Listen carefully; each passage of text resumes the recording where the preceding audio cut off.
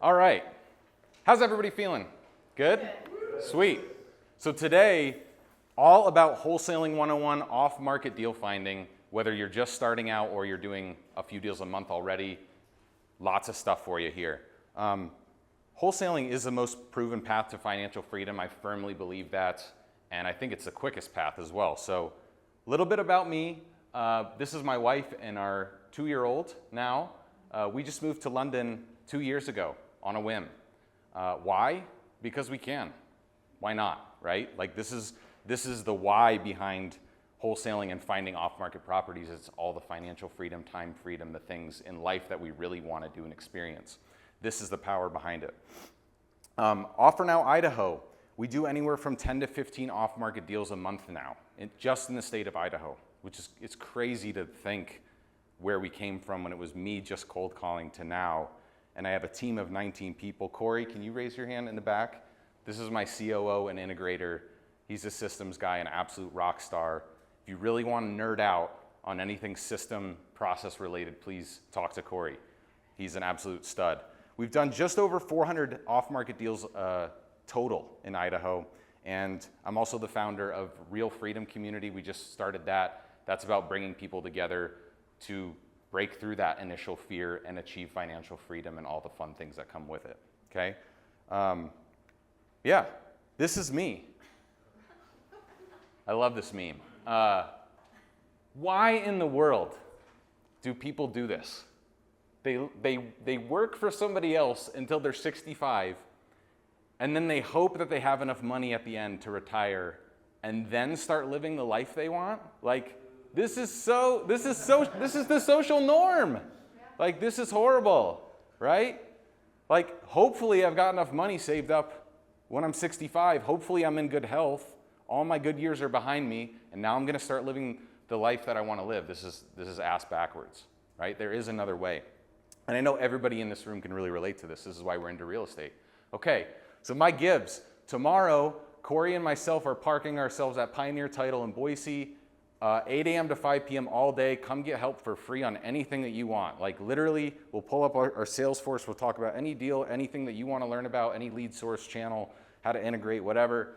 And then tomorrow night at 5 p.m., we're doing a walkthrough at one of our wholesale deals that we have available right now at 1.2% net interest rate. That's not a typo. Like 1% net interest rate. Okay, that one's in Boise. That one's on Poco Loco.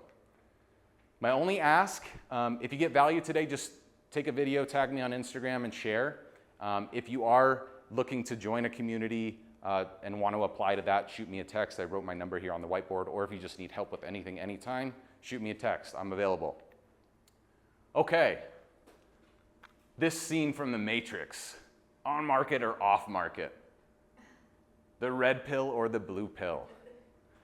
Once you take one, there's no turning back. Okay. Off-market is better. Like, there's a reason why Costco can sell you guys cheaper goods. It's because they're direct to manufacturer, right? So I'm not saying on-market doesn't work. On-market totally works. But your dollar per hour spent on off-market far exceeds anything on-market, okay?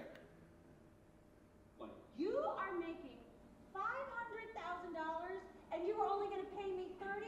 You're getting 30 grand? I'm getting 1,000. You guys are getting paid?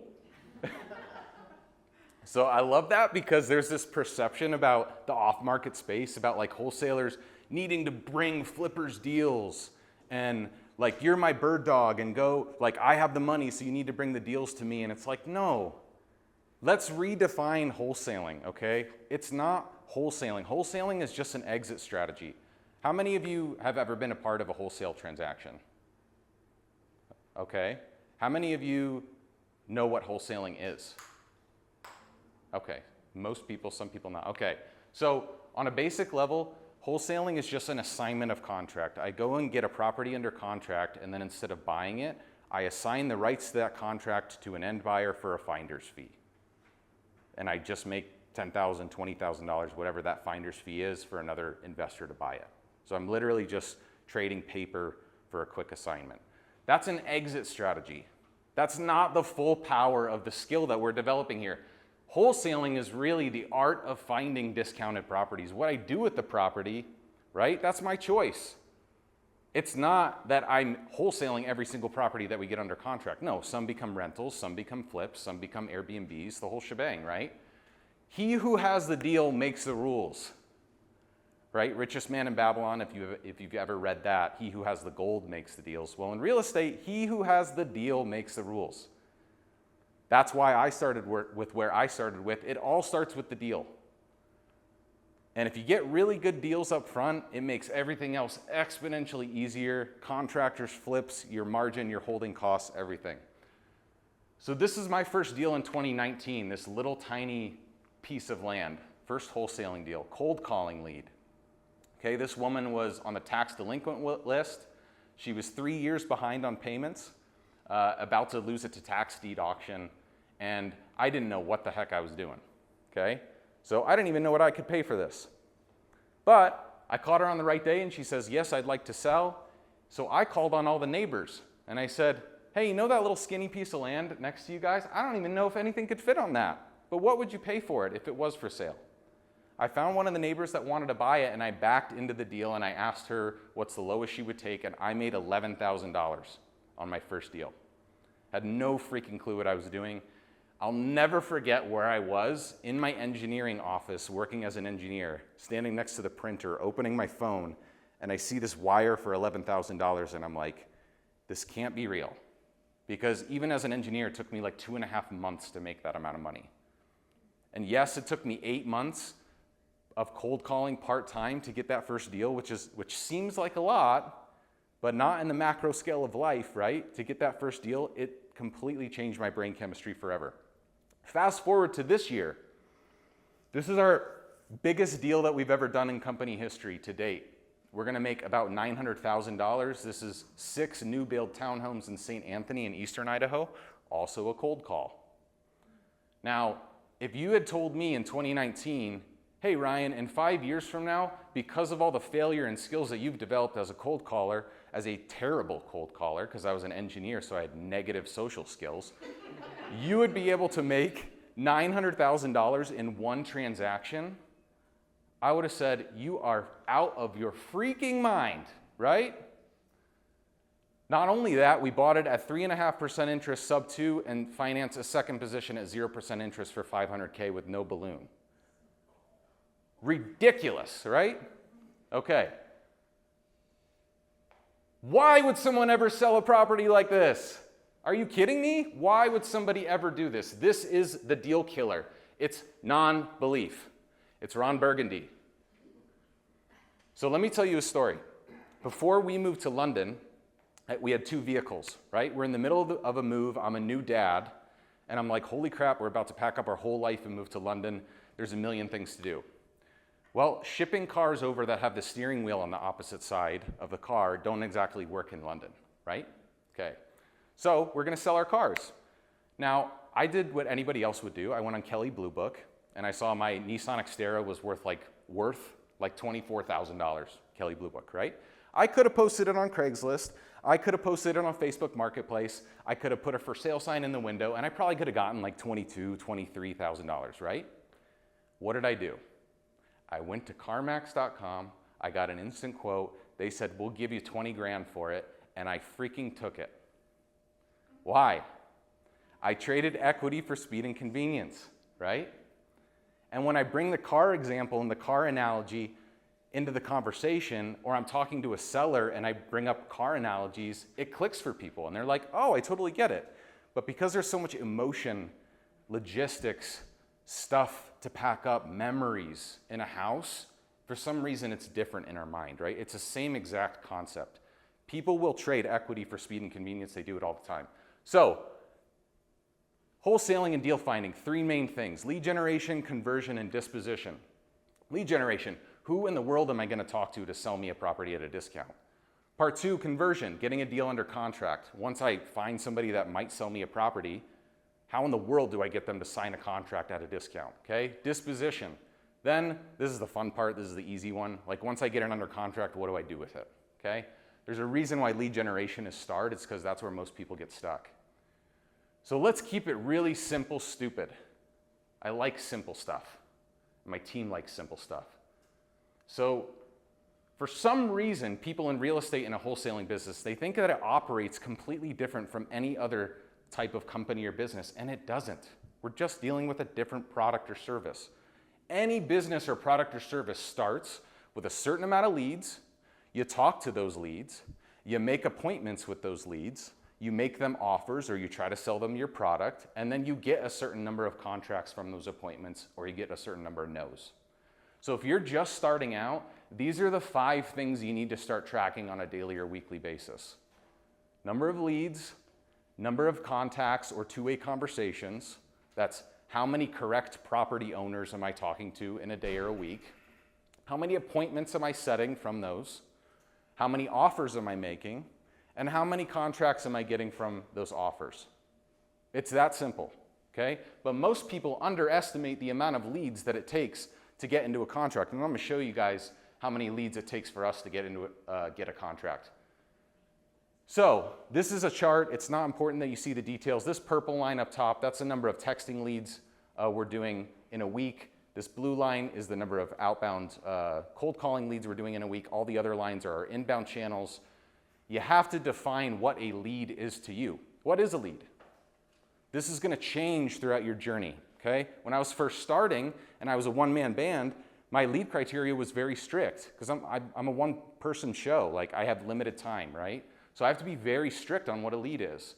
So for me, a lead was they're looking to sell within 90 days and they have some kind of underlying motivation. The property's vacant, they're behind on payments, whatever it is, right? Now, because we have a team, we've opened up the funnel of, like, if somebody raises their hand and looking to sell, we want to meet with them and we want to get in front of them because people sell to people that they trust. And so we want to build that relationship faster now that we have the bandwidth. And this changes over time. Like, sometimes we get too many leads and we have to dial back and vice versa, okay? Not qualifying on price, this is a big mistake. How many strangers are gonna call you and tell you, yeah, I wanna sell you for half a Zillow price in the first conversation? It just doesn't happen. Stop looking for the easy win. And then 70% of our deals come from follow-up. It's very rare that the first time you talk to somebody or the first time a lead comes in, they're gonna sign right on the dotted line right away. This takes time. Just to quickly go over the types of leads and the benefits of each. Outbound and inbound, okay?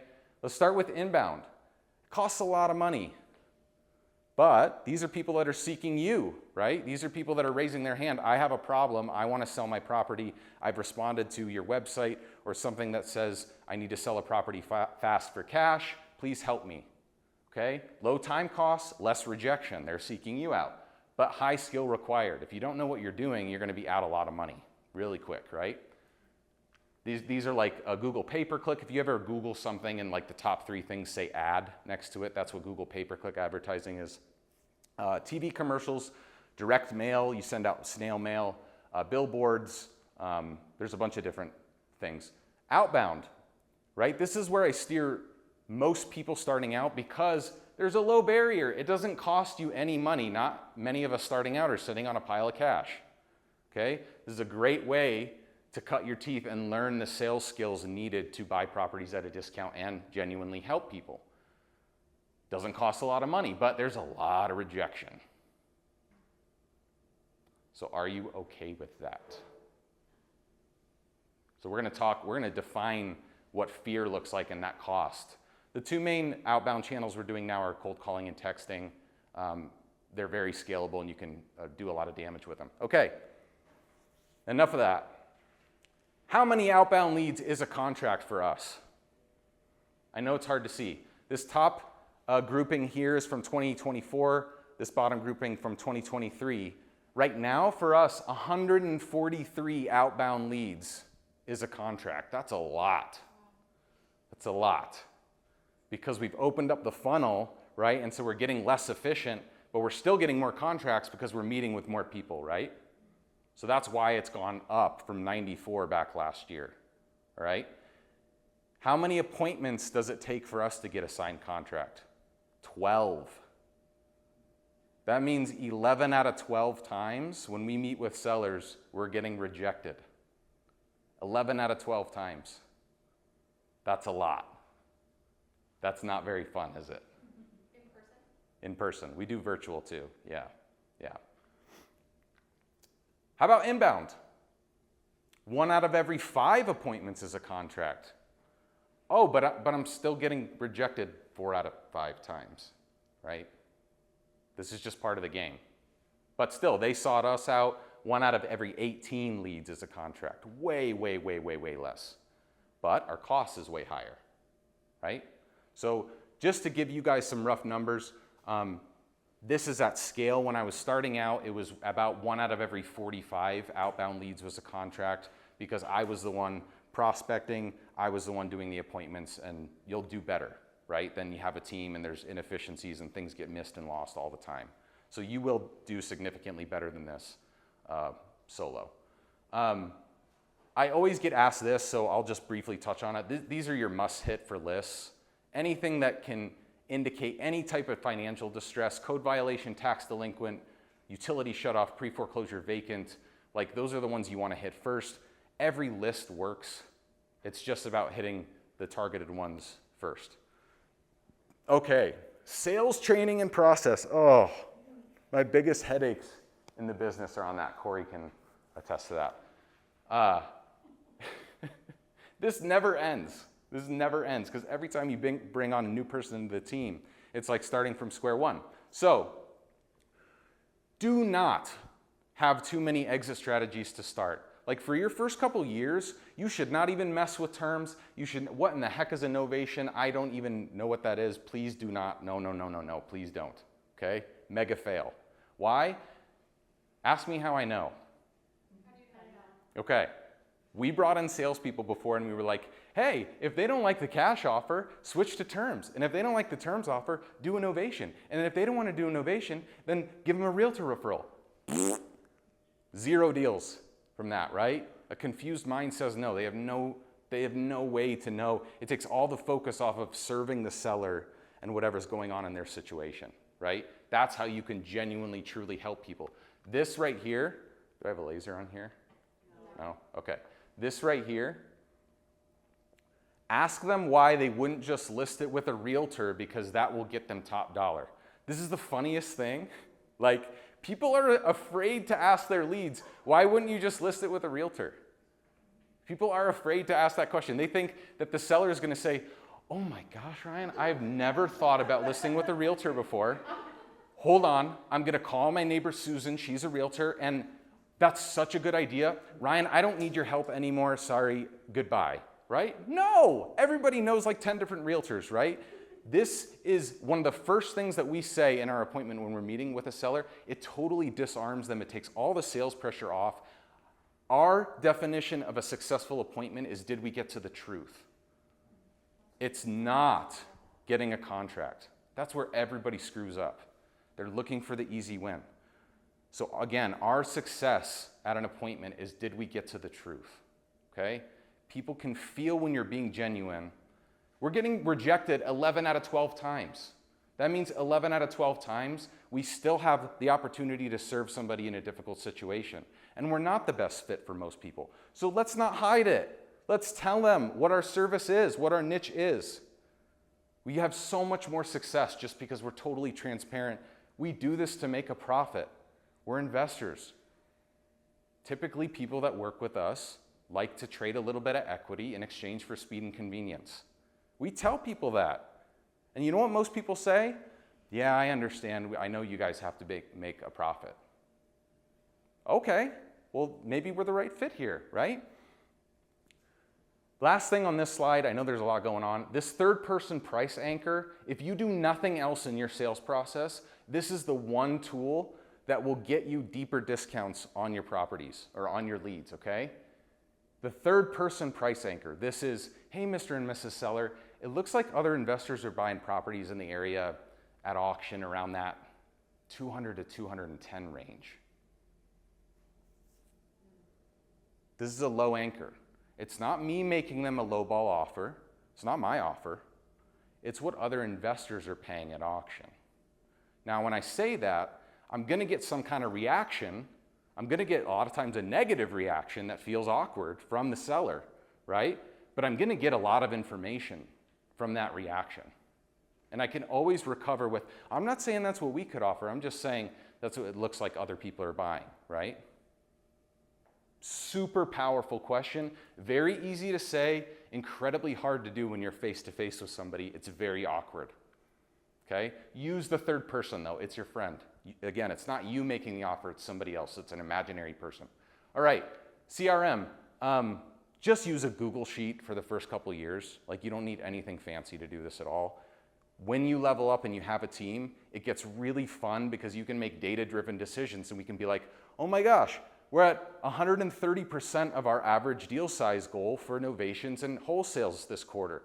We're doing something right. Let's look into that. Let's do more of that. Or, we're really low on contracts. We've only done 21 contracts the last 2 months, and we're in the yellow. Like, we're not in the green. What's going wrong? And now we can look into our data and see, oh, we didn't meet with enough sellers. Why didn't we meet with enough sellers? Oh, we didn't talk to enough people, right? Data is your friend. So the problem, every time that I talk, most people go leave and not take any action. Why? Most people think that they have a knowledge gap, and it's really just an underlying fear. It's really just an underlying fear. Let's define what that fear is. Shiny object syndrome. I talked about this with the deal that we're losing a bunch of money on. Ouch. Ouch. Why are entrepreneurs more prone to shiny object syndrome? Why? Why do we do this to ourselves? This is why. Has anybody ever seen this transition curve before? Seeing a couple nods? Okay. Have you ever started a new thing? Or this is like I gotta be careful what I say. I don't think my wife is gonna watch this. When you first get married, right, you're in the honeymoon phase. Uninformed optimism, this is awesome. I'm gonna do wholesaling, I'm gonna dominate the world, right? Financial freedom, yeah, I'm gonna travel, I'm gonna do all this fun stuff. Oh, this is really hard. Do I really wanna do this? Can I do this? Is this really for me? This is really hard. Maybe I should go do something else. You know what? It's not me, it's the thing. I'm gonna go do Airbnb arbitrage instead. I'm gonna go do luxury flips. I'm gonna go do development. Right? This is where you crash and burn, and guess what we do? We start over into uninformed optimism, and I'm like, yeah, development deal. I can make 7 figures on every single one of these that I do. No way. Wholesaling sucks. Let me do this. Crash and burn, baby. And guess what? The cycle continues, and most people go through this loop over and over and over again, their whole life. This is why small business success percentage is in the trash. It's because people give up, and they get distracted. And they don't want to push through this valley of death, which happens in every single business. It doesn't matter if you're a realtor, you're doing off-market, you're selling any kind of product or service, right? Pushing through this valley of despair, getting to informed optimism is when all the magic happens. I don't care what you're doing. This is like the key point that I want to drive home is most people quit thinking that there's a greener side, and there's not. Business is hard. But I'm an introvert. I don't like talking to people. It's scary. I don't like rejection. Stop putting these labels on yourself. Stop. If you tell yourself you're anxious, if you tell yourself you're nervous, if you tell yourself you're not worth it, guess what? It's true. Because you're telling yourself that. So what are you going to commit to change your life? Because I'll tell you what, working till 65 for somebody else and hoping that I have a retirement and not getting to live the life that how I want to live it sounds absolutely horrible and is way worse than hearing a seller that I don't know and I'll never talk to again tell me to F off. It is. But why do we do that? It's just these mental games that we play. So what can you do to gamify?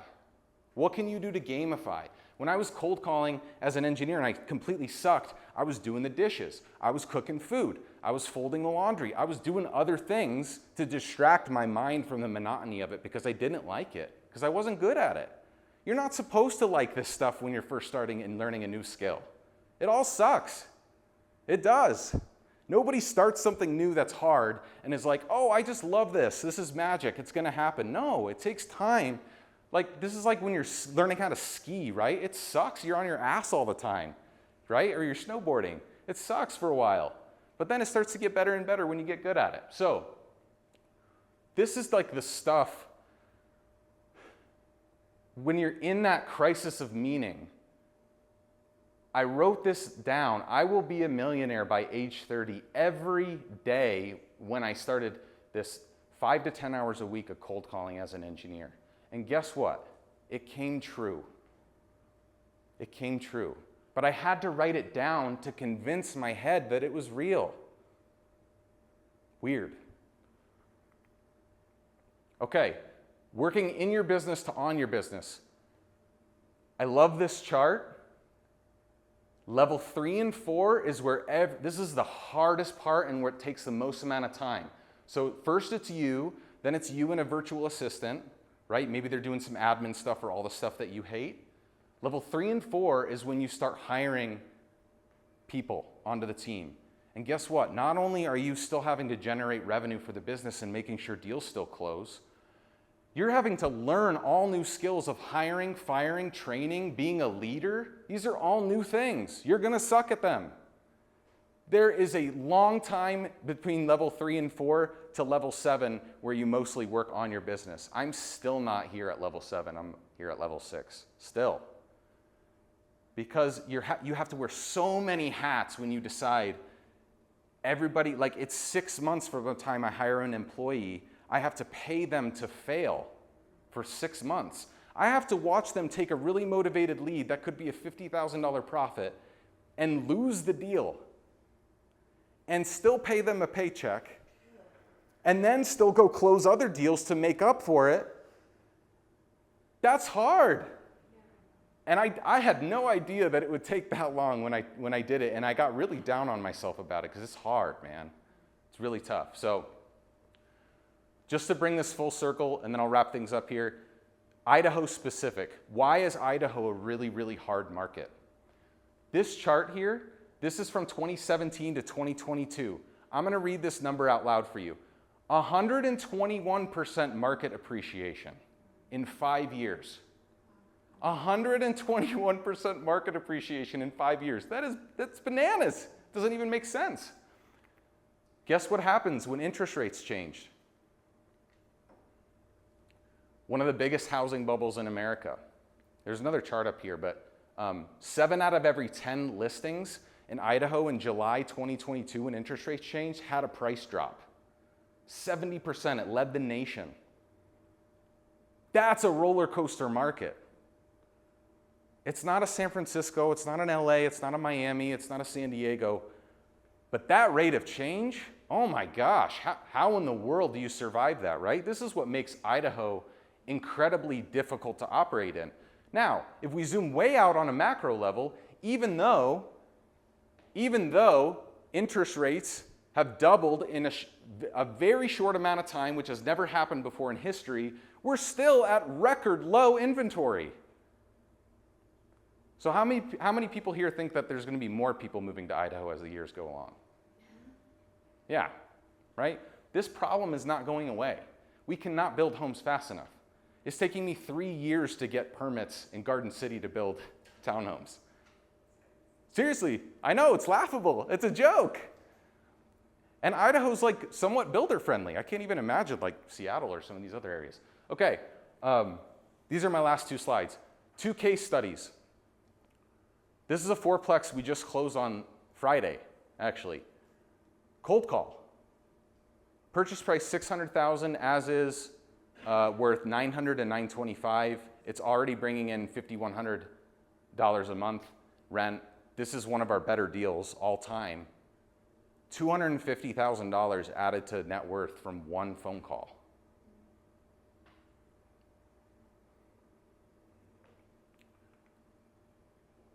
A creative deal. If you don't know what sub 2 is, I'm sorry, some of this might go over your head. I know this is a busy slide. $10,000 down to the seller. We took over first position at 3.5% interest. I paid out the seller's remaining equity at $100 a month at 0% interest. For how long? 202 years. Which is just until it expired, right? Or till the balance is paid in full. No balloon. So when this guy dies and his kids start getting the note, and then his kids die and his kids start getting the note payment, like, this is crazy. This is real though. Why would anyone ever do this? Why? Because I came up to his price. Because I paid $365,000 and the property was worth like $340,000. But did I care? No, I got in with 10 grand and I can cash flow. Who cares? It was 10,000. Yeah. Because I solved the seller's problem and because I don't care about anything else. I just want my price. And my kids are going to get this payment. I really don't care. I don't care about interest. I don't care about anything. I just want to get my price. This stuff is real and it's out there. It's not make-believe. So, in closing, the number one question that I get asked is, Ryan, what is this going to cost? Like, how much is this going to cost me in time and money to get these results? You know what I ask them? What is it costing you to not do this? Like, what is it costing you to not have the skills to do a $900,000 profit deal? $900,000. Not being able to live the life that you really want to live. Not being able to have health care for your parents that are nearing retirement age, or having a trust set up for your kids, right? Not being able to have real impact in the world, like donate to causes and actually make a difference. That is the real cost of fear. Let's define it. Let's put a price tag on it. Because your inaction of not wanting to get over that fear is costing you way more than you think. And the little bitch inside you is keeping you in that comfort zone. But there's a real price tag associated with that. There is. I'm so passionate about this stuff, guys. Thank you for having me. I appreciate it. That's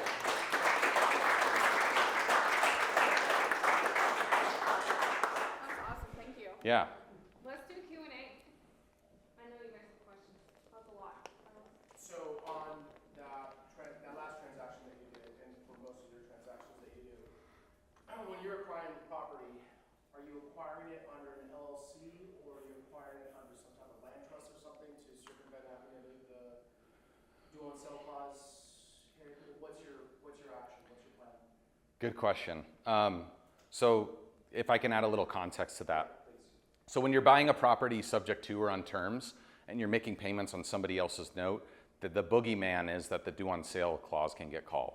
And even though it affects 2% of loans or less, it still happens. I've done about just over 200 sub-twos, and I had my first one called this past year.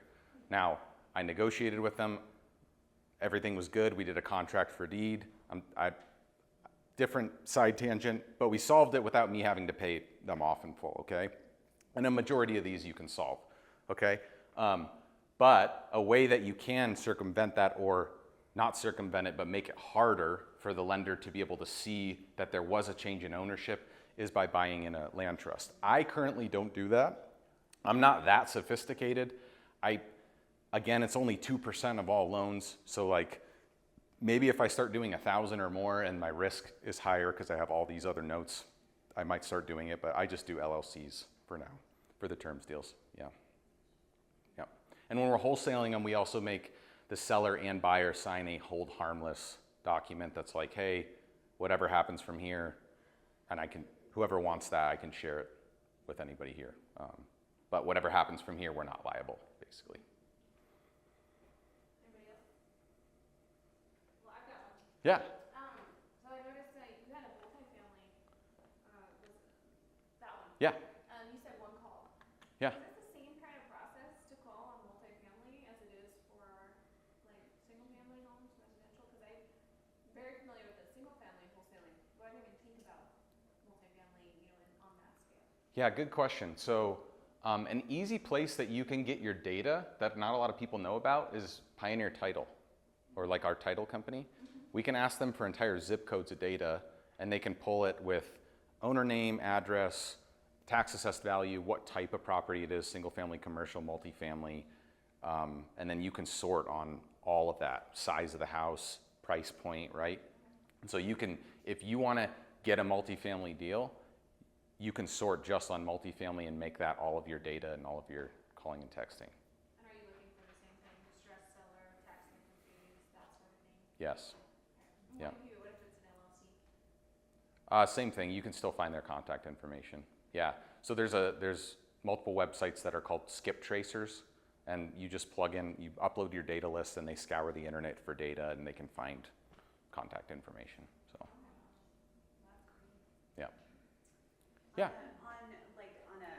list that you're pulling like that, what would be a qualification for a distressed seller? So if we're getting a list from Pioneer Title, like a bulk list, there's not really any indication of distress. Maybe age might be a filter of like age of the property, because the older it is, the more work it might need. But if I'm looking to target a distress list, let's go back to that. These lists, the county lists, so code violations, tax delinquent, probate, utility shutoffs, pre-foreclosure, or vacants. With the exception of vacants, all of these are available at your county courthouse for free. Now, you might have to talk to a few different people to talk to the right person who knows where to get it, but it is there and it does exist and it is public record. It's totally free and it's there for you. So, Is that the county assessor, or which, when you say the county lists, where do you go? the county clerk. Okay. Yeah, yeah, yeah. And depending on your county or area, it could be a different location. Like it's either Ada or Canyon County. I don't know if it's still this way because my team does it, but you used to have to like go in person and log onto this like Windows 95 computer in the corner that was dark and like print out this janky PDF. And then like, yeah, exactly, right? But the harder it is to get information or data, the harder it is for everybody else too, right? So, yeah. Yeah. Why code violation? Code violation. This is like, hey, you got junk cars in your driveway, your lawn's overgrown, you got something that looks awful about the property, those kind of things. Yeah. Sorry, does someone else have a question? I have another question. Go for it. Okay. I'm surprised no one's asking questions. I'm sorry about that. Carl's got more questions. I've got 100 questions. So Let's go. The question was going to be realtor versus non-realtor, right? So agent versus non-agent. Yeah. When you're doing wholesale, I know that the states by states vary, and some of them are requiring that you have a license, some are cracking down on it. Yeah. I'm guessing that Idaho doesn't have that. No, not yet. And right, I mean, hopefully not. But if you're working as an agent, right, as a licensed person, do we have to have? And I don't know if you know the rule or not, because I haven't investigated this myself. But do you have to do a double close in order to do a wholesale legitimately, or is it just you're just closing for a huge profit, whatever the case is, and you can close and just assign it? I don't know the answer to that question because I'm not a realtor. Okay. Do you? So yeah, I can answer that question. So you have to be upfront, right? That you're assigning the deal. Right. So on the RE21, you mark that it's assignable. So and then there's an assignment form that you do as well. So I got a deal under contract. It was a great deal, and I just I was getting paid by the seller, and so what I told my buyer was, use me to list it, and I'm not going to charge anything, right? And so then I just decided if you want to do a fee,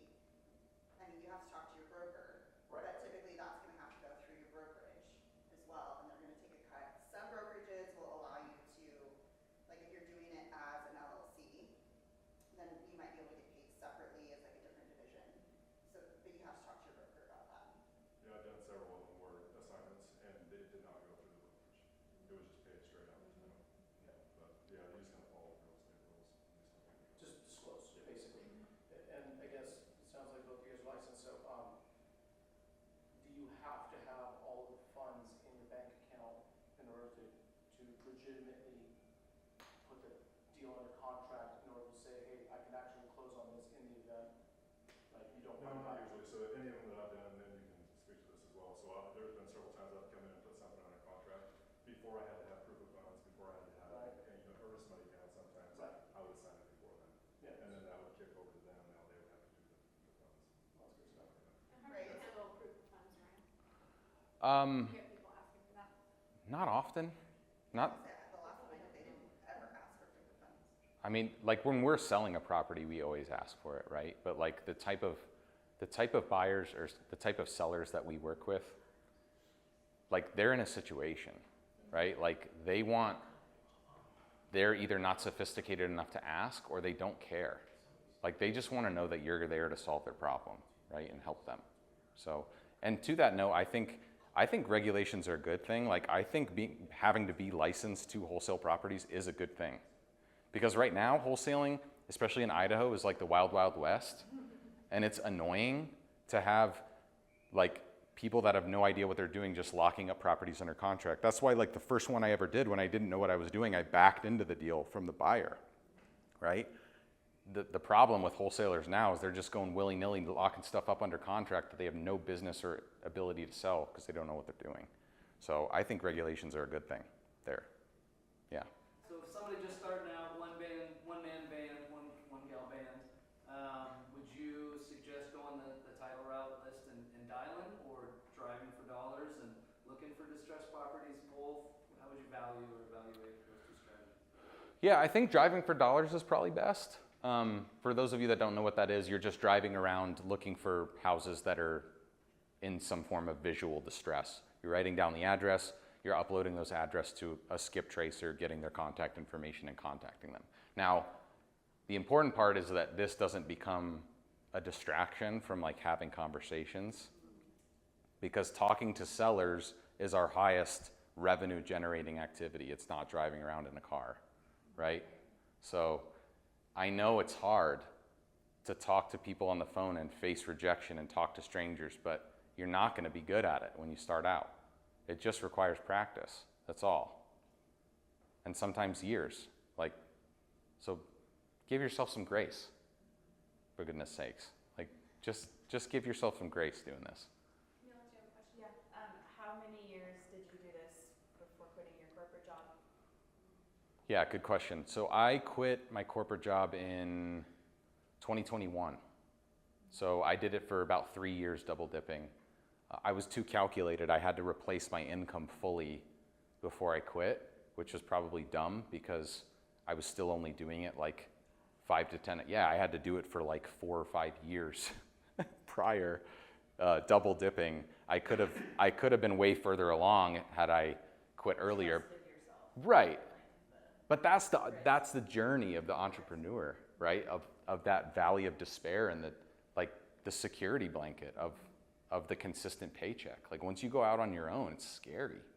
You have to have either an undying belief in yourself, which I didn't, or you have to have some kind of nest egg of like, oh, this makes me feel like I can really go for it. Depends on what kind of personality you are. Question on forms when you're getting started, or like documents. Where did you find your documents, and then what can people use? Or like, I'm just talking about exit clauses and if they're going to use a contract to, for the agreement and stuff. What did you use? Yeah, first of all, anybody that wants mine, just shoot me a text and I'll send it to you. I think we got it from Pioneer Title's attorney back in the day, and they wrote it, yeah. Because that's the other thing too, is like, even with creative finance, I've had different title and escrow agents say, no, we don't do those types of deals. And then I talk to somebody else in their same branch and they're like, oh yeah, we do those all the time. And so it's like, how in the world? But so there's that kind of thing. Like early in the days, like a lot of people didn't know what an assignment even was. So that's why we had the title company write it up themselves. Who introduced you? Oh, sorry. Yeah. I was gonna say, who introduced you to this? Where'd you learn? Good question. I don't know if you guys are familiar with Dan Walters. He's an Idaho native.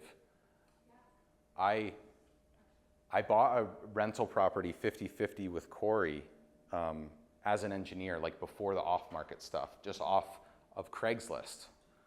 I found a property on Craigslist that looked like it was a good deal, and the guy was a wholesaler, or he wholesaled it to me.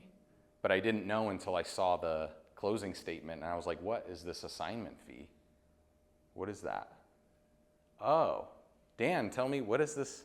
You just made 20 grand from this? Like, dude, teach me your ways, right? And so like I would have never known if I hadn't kind of stumbled into it, yeah, just by chance, yeah. How do you deal with it when a seller is regretful to signing the contract? Ooh, Corey, can you come up here and answer that one? Yeah, that's a fun one. Wait till you're here. So the question is, what do we do with sellers that either get seller's remorse or are upset? So can I preface it real quick? 9 times out of 10, it's because after they've signed, they've talked to friends, family members, relatives, a realtor, and they were like, you screwed up so much, I can get you way more for the property. 9 times out of 10. Yeah, that's like 10 times out of 10. 10 times out of 10. Yeah, the biggest thing is like why. And that's what we go into. And most of the time what they're telling us is that somebody told me I got more. Somebody told me I'm an idiot. I feel like I'm invalidated. And so you just have to address that. And most of the time it's just letting them vent about it. And in a lot of the cases, what happens is there's this period where within like 2 or 3 days, they get really upset. And you have to bear through that and just not give in. And when I say like be there to acknowledge, be there to listen, but just don't accept their, I want to get out of this. Afterwards, you're generally going to find that they still have the same motivation. They sold to you for a reason. They have the same issue that has not been solved. And by going with somebody else, sure, they might have an idea that they can get more money, but it's not certain. And so you get the opportunity then to try to readdress that issue and work with them. And we have a probably like an 85%, 80+% rate of getting those to go through. And it's just because you're there to listen and hear them out what their real issue is. Every once in a while, we'll find somebody who's really disgruntled and who just has said, I'm drawing a line in the sand. In that event, we actually will sometimes, depending on the situation, if it makes sense for the company, send them a legal letter because we have a legally binding contract. And that brings a lot of people back into the fold because, again, their underlying issue didn't change. Every once in a while, that doesn't go the case, and we could record a memorandum of contract. Rarely, it's also the case we'll accept a small settlement or we let them out depending on the deal. So it really depends on the situation. If there's like a very legitimate reason, but I can't tell you how many times people, like a lady that we're actually going live with on the market told us that we met with her twice. We've got all the recordings. And then she said, you took advantage of me. I'm a single mother who has a mentally disabled child, or have a mentally disabled child who's threatened to commit suicide multiple times in the last week. You guys took advantage of me. You're awful humans. How do you run a business like this? We're going live on her property in 2 days.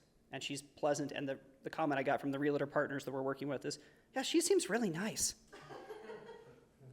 Funny, right? She was just stressed. She had a lot going on in her life. Yeah. Okay. Thank you. Yeah. There's a reason why I called up Corey to answer that question, because that's literally what he does on a daily basis.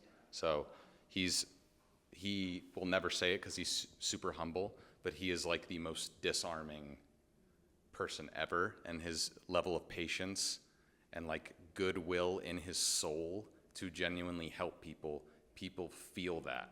So when he's like 80 or 85% of these we can get to across the finish line, it's because your heart's in the right place. It's very important, right?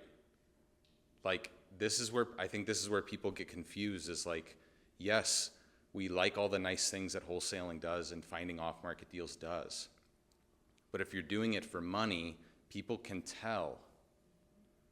People can tell, and you can look at our Google reviews and see how many people we've helped out of foreclosure and all these things just because we want to help and serve. And the irony is, that's why we're giving out the Go-Giver as the book, is because you do more business when you treat people like that. They can feel that. It's so hard for people to like wrap around in their head. So I forgot to mention the extension.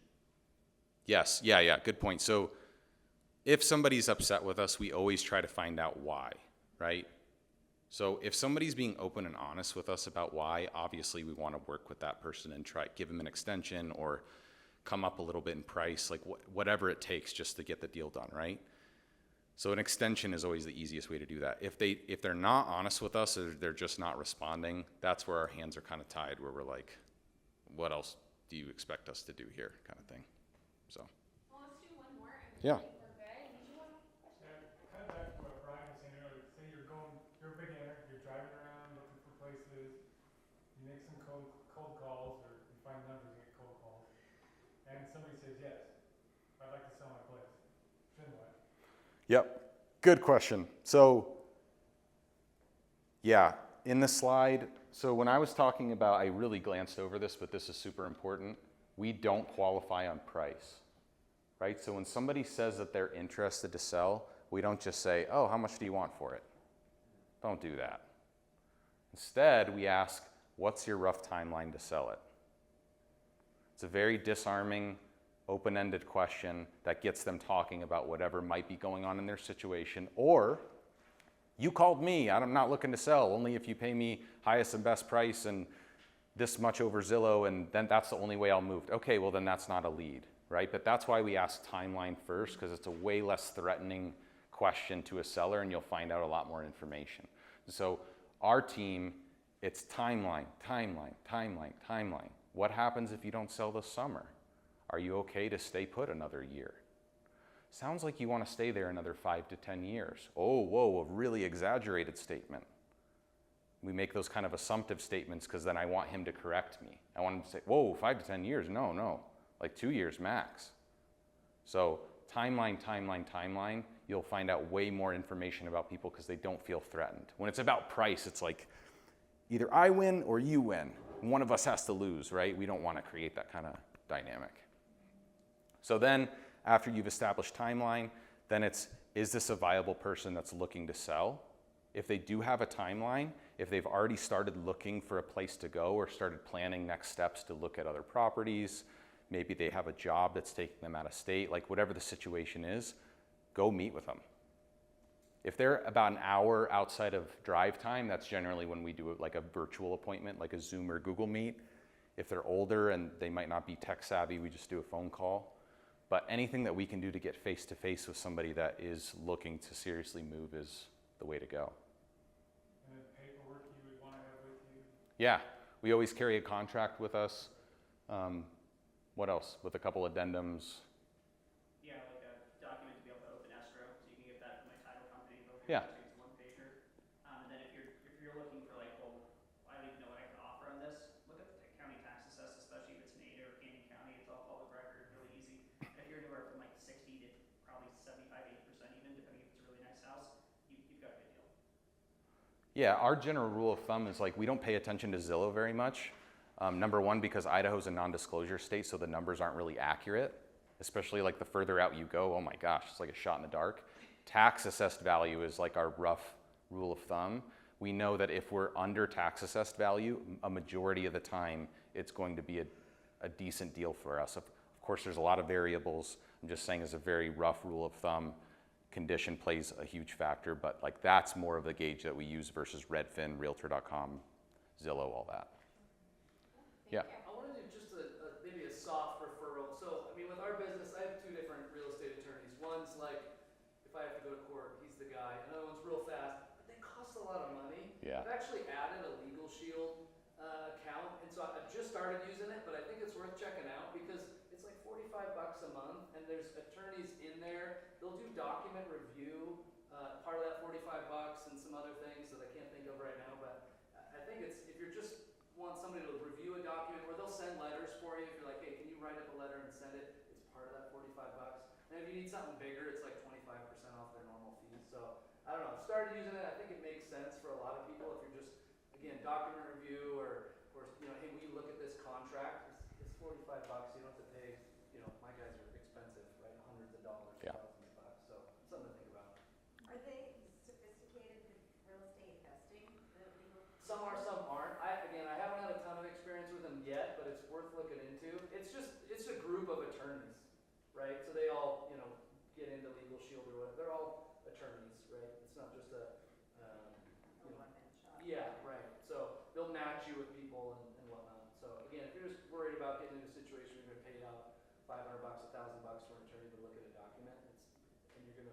start doing that more. It's something worth looking into. Cool. Well, we are gonna give out a book like we always do. Cool. Ryan picked the Go-Giver. Has anybody here read the Go-Giver? Yeah. Oh my gosh. Ooh, good one. So let's pick someone who asked a question. What was your favorite question? Oh gosh. I don't know. All of them. All of them. All of them. Favorite question. Who hasn't read the Go-Giver? Should be somebody that hasn't read it. Yeah. I liked when I get somebody on the phone, what do I say next? Okay. Awesome. Okay. That was you. Go-Giver for you. I'm gonna come get your email, and then we can do either audiobook or hard copy. So. Love it. Cool. All right, guys. Let's give it up. Thanks, Ryan. Yeah. Thank you so much.